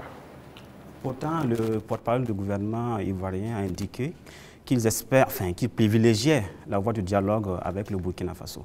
Il a dit en conférence de presse le mercredi passé. On les attend. Nous aussi, on avait privilégié la voie du dialogue. On espérait aussi qu'ils libèrent nos civils innocents et qu'ils viennent. Mais un est mort dans leur prison qui n'est même pas une prison conventionnelle. Donc, écoutez, chacun assume ses actes. Et nous, on n'a pas l'art de mentir. Ce qui est réel, on le dit. On n'a pas de personne à nous approcher d'abord. Donc la situation est telle qu'elle. Ouais, voilà. Les relations entre l'AES et la CEDEAO sont claires, elles sont limpides, c'est la rupture. On se pose des questions par rapport à l'UEMOA. Récemment, lors de la conférence des ministres des Finances de l'UEMOA, il était question que ce soit le Burkina Faso qui préside la conférence des ministres. Ça n'a pas été le cas. Comment est-ce que cette question a été abordée au niveau du collège des chefs de l'État de l'AES? Quelle lecture vous en faites? Non, ce n'est pas surprenant. Nous, on était préparés à ça, ce n'est pas surprenant. Vous voyez, il y a des gens qui se prévalent de gouverner toute l'Afrique de l'Ouest et qui sont les... Ça ne marche pas avec nous. Ça ne marche pas, on les a dit clairement. Moi, j'ai des échanges avec certains chefs d'État, j'ai dit ça ne marche pas. Y a-t-il de quoi quitter l'UEMOA, Monsieur le Président? Mais s'il y a nécessité. Et peut-être on tend vers ça. Si on ne peut pas gouverner, qu'est-ce que vous voulez? On nous cherche. Ça a été le même cas que la CEDEAO. On nous pousse vers la porte, ben on va partir. Donc on les regarde. La balle est dans leur camp. En préparant l'émission, Monsieur le Président, on a appris que vous aimez cette formule « tout est urgent ». Au sein de l'AES, est-ce qu'il y a plus urgent, même dans la hiérarchisation des urgences, qu'est-ce qu'on peut privilégier aujourd'hui? Les urgences au niveau de l'AES? Oui. C'est la question sécuritaire. C'est le plus urgent. Et vient maintenant la question du développement qui est liée à la question sécuritaire. Il faut qu'on libère nos terres et qu'on sécurise nos populations. Ça, c'est l'urgence absolue. Donc, tout l'effort, toute la concentration, même nos tâches quotidiennes doivent être orientées vers ça. Chaque fois qu'il y a un incident, en tant que chef d'État, on doit être au courant et on doit s'intéresser, on doit trouver des solutions et ainsi de suite. C'est ça qui est le plus important. Et réfléchir constamment, récupérer nos terres, sécuriser, faire en sorte que même dans 100 ans, cette situation n'arrive plus. Monsieur le Président, l'AES, c'est un même peuple, c'est un même destin. On est curieux de savoir comment les autres pays de l'AES perçoivent la révolution burkinabé. Peut-être qu'ils viendront en révolution. C'est une étape. Mais il faut savoir que le Burkinabé est intrinsèquement révolutionnaire. C'est le même peuple par la mentalité actuellement qu'on a réussi à inculquer. Mais fondamentalement, vous-même vous êtes Burkinabé, vous savez que non, n'est pas facile. Le Burkinabé est intrinsèquement révolutionnaire. Ça fait que la révolution passe plus facilement. Voilà. Même quand on ne faisait pas la révolution, les gens même réclamaient la révolution. Donc les autres, ils vont aussi proclamer sûrement, j'espère. On n'a pas le choix que de faire une révolution. Sinon, tout autre concept ne marchera pas. Voilà, il faut révolutionner. Merci donc à vous pour ces différentes questions relatives donc à la diplomatie et à l'AES.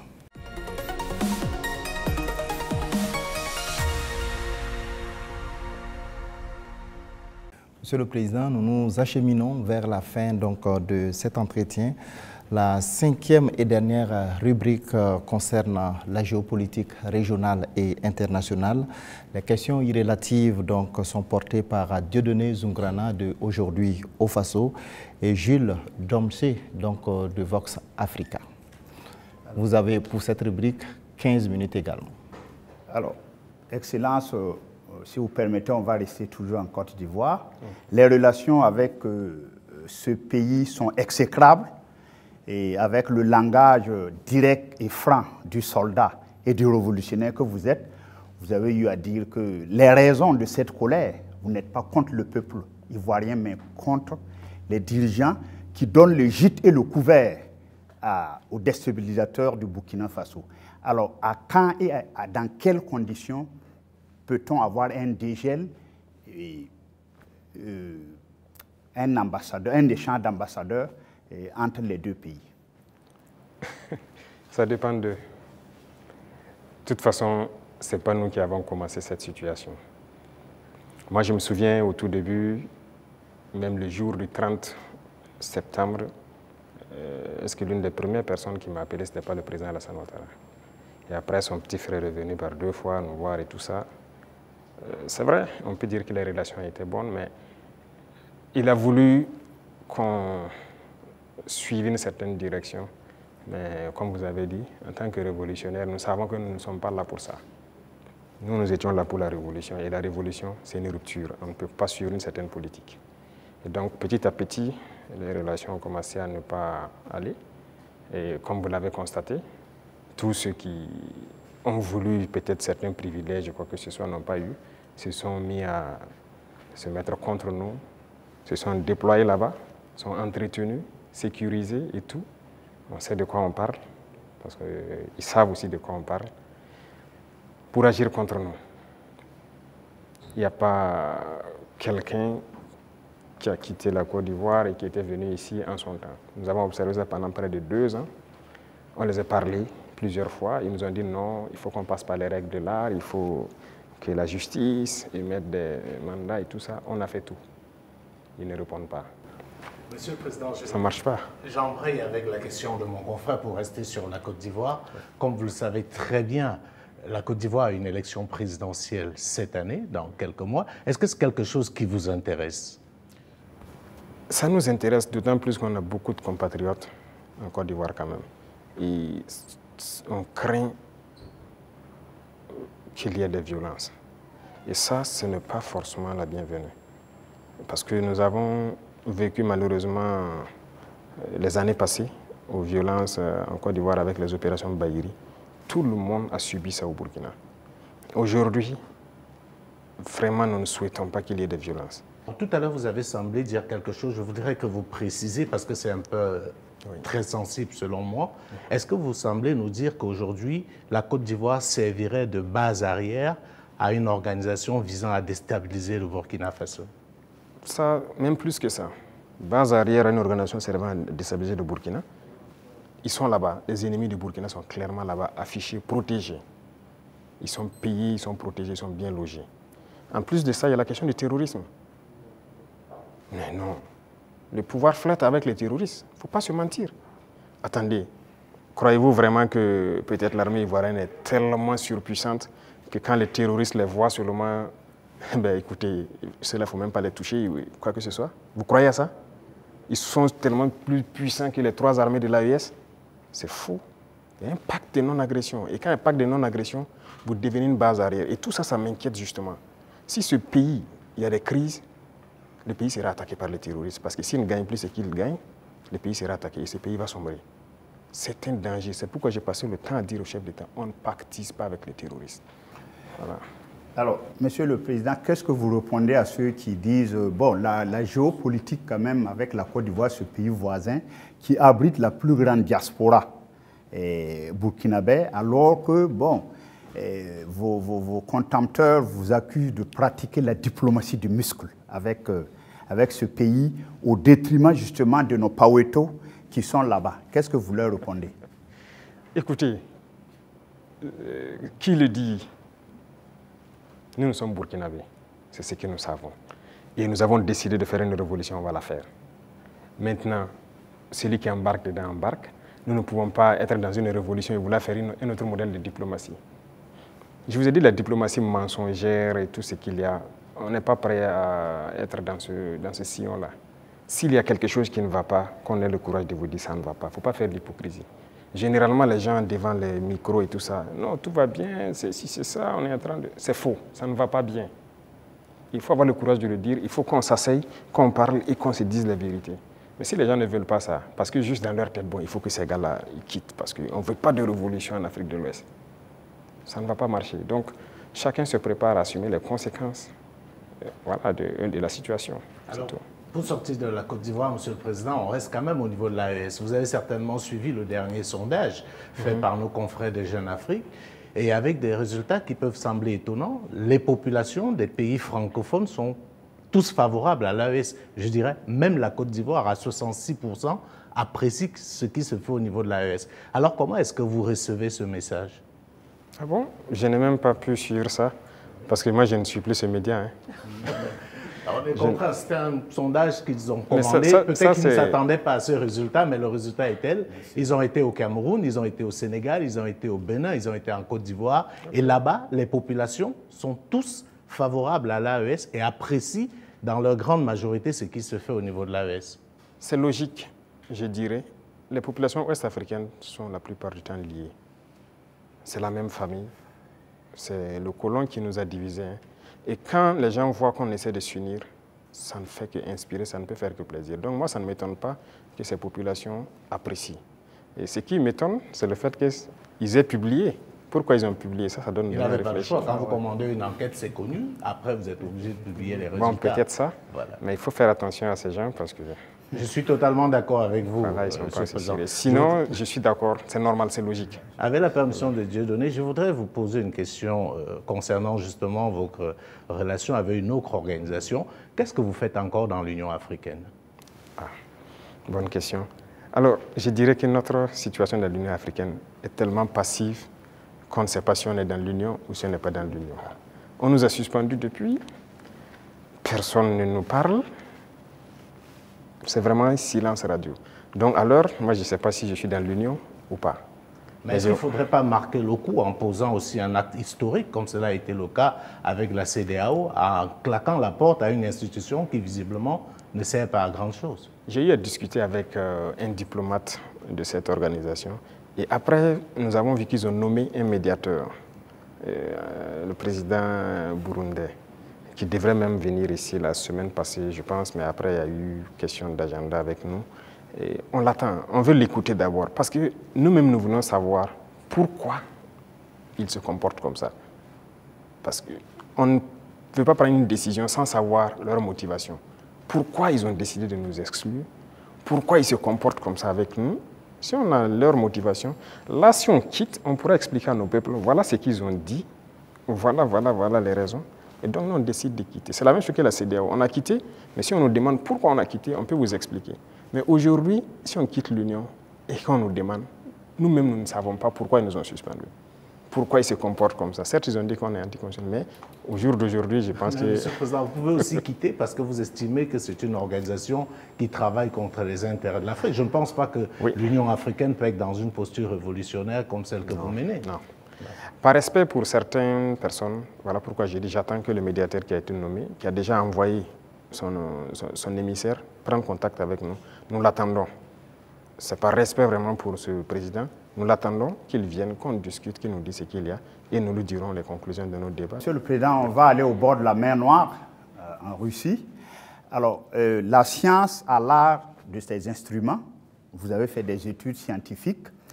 Alors, lors d'un séjour à Moscou, vous avez demandé au patron du Kremlin de nous apprendre à pêcher le poisson au lieu de nous donner le poisson, le transfert des technologies. Alors ça, je pense qu'aujourd'hui, c'est vrai, tout le monde est d'accord que le biberonnage, là, extérieure ne peut plus continuer. Alors, où en est-on aujourd'hui avec justement ce transfert de technologie? Parce que vous avez parlé tout de suite avec des confrères qu'on va un jour fabriquer même nos armes ici. Alors, où en est-on actuellement avec ce transfert de technologie? Alors, je pense qu'ils ont bien entendu le message. Je l'ai clamé en 2023 pendant le sommet de Saint-Pétersbourg. On nous a donné du blé. Il ne faut pas qu'on aille encore demander du blé. Il faut cultiver. Si on nous donne du poisson, il faut qu'on apprenne à pêcher. Et je pense que les initiatives qu'on est en train de développer, nous avons demandé donc à la Russie d'offrir un certain nombre de bourses d'études à des étudiants burkinabés pour qu'ils aillent apprendre la science. Ils ont accepté. Donc il y a déjà des gens qui sont partis dans certains domaines pointus. Si vous regardez la création de l'agence atomique, on a déjà des étudiants qu'on a envoyés depuis l'année dernière qui sont en formation sur le domaine atomique, qui est une technologie poussée. Et on va continuer d'en envoyer chaque année. Donc il y a plusieurs autres domaines où nous avons demandé des formations. Ce n'est pas la Russie seulement. Même à la Chine, on a demandé des formations particulières et envoyé des étudiants. En Iran aussi, pareil, on est en train de taper en tout cas tous ceux qui ont pu développer des technologies pour envoyer des étudiants formés. Alors géopolitiquement, bon, le capitaine président Ibrahim Traoré aujourd'hui a mis le Burkina sur orbite, comme à l'époque un Sanka. Qu'est-ce que ça vous fait aujourd'hui? Bon, un pays comme le Burkina, bon, certains disent un petit capitaine.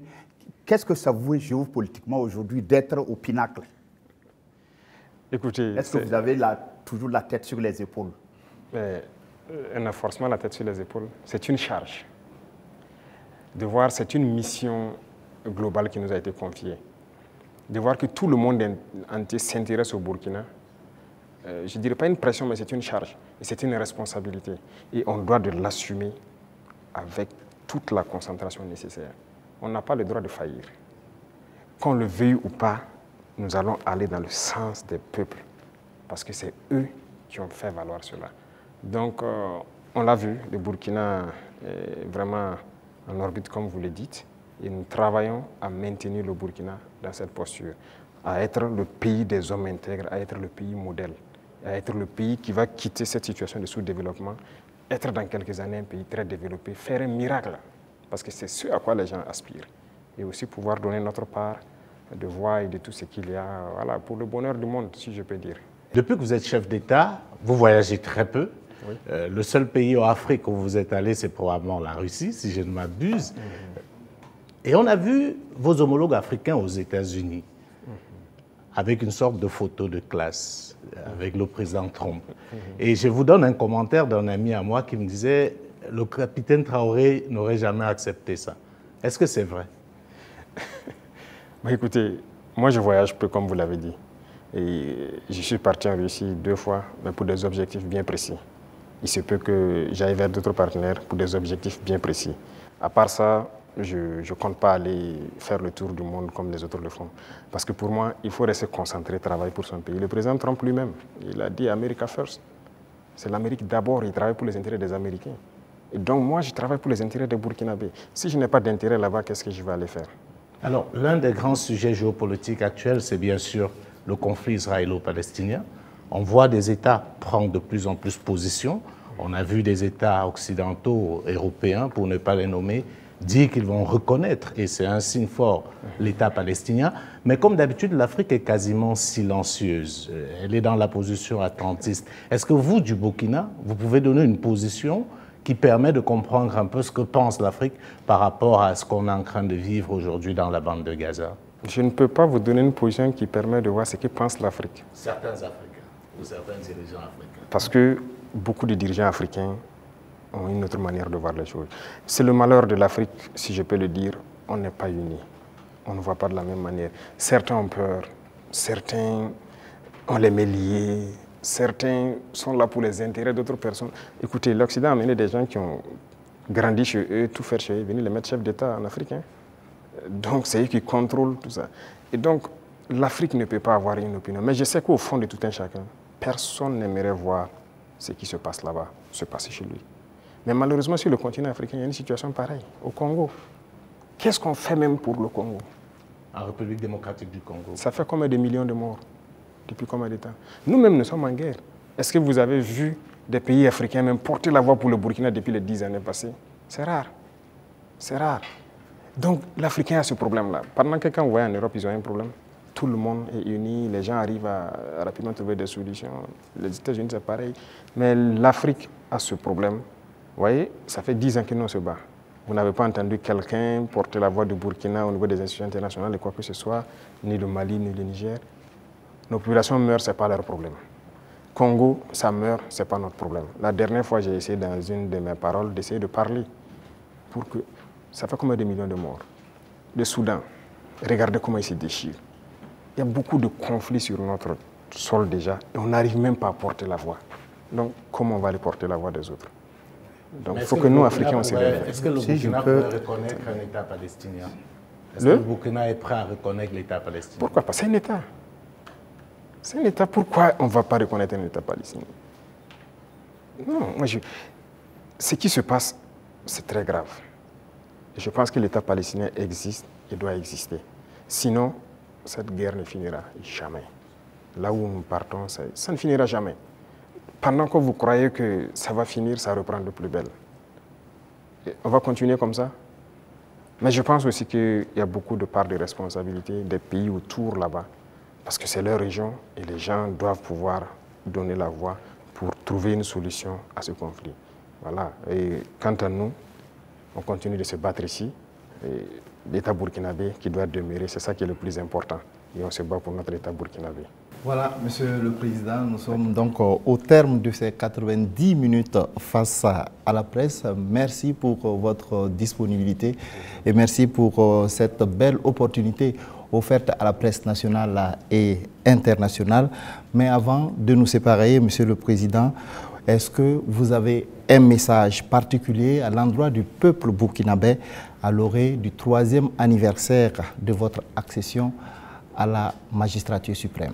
Pour le peuple burkinabé, ça fait 3 ans que nous sommes là et qu'on chemine. Et j'ai d'abord des mots de remerciement. Des remerciements du fond du cœur. Parce que le peuple est resté concentré. Concentré pour écouter le message qu'on a véhiculé. Parce que l'une des armes importantes que nous avons utilisées, c'est aussi la communication. Et parce que nous avons compris que les impérialistes ont toujours utilisé la communication pour détruire l'Afrique. Parce que tout ce qui se passe comme conflit, ce sont des manipulations. Ce sont des manipulations. Regardez, je prends encore le cas du Soudan. 2 groupes sont manipulés par des puissances. Faudrait-il pas à un moment donné qu'on se parle, on s'assoit, on exploite nos ressources ensemble, on fait vivre nos populations, on va continuer à se déchirer? Tout ce qui s'est passé comme assassinat de leaders politiques en Afrique, les guerres et tout, c'est à travers la communication qu'on a manipulé. Et la communication est très importante. Et ça, le peuple burkinabé a été concentré pour percevoir le message. Et nous continuerons de communiquer pour les faire comprendre ce que nous faisons et vers où nous partons. Ça, c'est le plus important. Deuxième chose, je remercie Dieu aussi, qui a permis à ce que nous puissions, en tout cas malgré la guerre, poser des actes et communiquer sur ces actes pour que le peuple comprenne qu'un lendemain meilleur est possible. L'espoir est permis. Et tant que les gens garderont cet espoir, on va y arriver au point où nous souhaitons. Et la dernière chose, c'est cette situation sécuritaire qui est là, de rassurer que la guerre va finir au Burkina Faso. Nous vivrons en paix, nous ferons ce que nous avons à faire de nos richesses et nous allons nous développer. Ça, c'est une certitude. Le rêve que nous avons pour le Burkina Faso, nous allons l'accomplir. Nous continuerons les derniers bastions importants du terrorisme, nous allons continuer à les conquérir, comme ce qu'on a pu faire en 2025 avec cette grande vallée qui était un gros réservoir économique pour les terroristes que nous avons récupéré. Il y a plusieurs autres endroits où l'orpaillage terroriste continue et tout, pour les ravitailler. Nous allons récupérer toutes ces zones et l'espoir est permis.